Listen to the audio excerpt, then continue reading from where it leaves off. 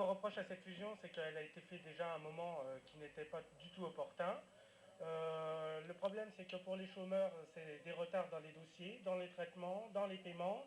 C'est des agents qui sont mis en place, issus de la CEDIC, pour faire le boulot des agents ANPE, qui n'ont pas été formés, ou qui vont seulement l'être pour certains.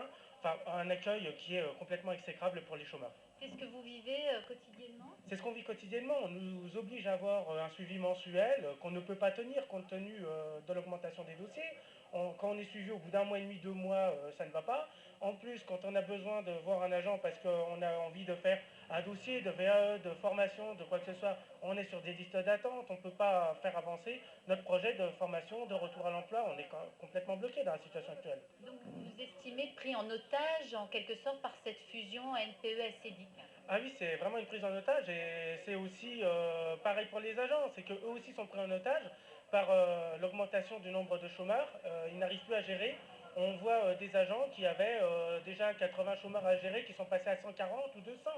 Cette fusion, elle était censée quand même faciliter les dossiers du demandeur d'emploi. C'est pas le cas. Non, c'est une fusion qui est complètement ratée à l'heure actuelle.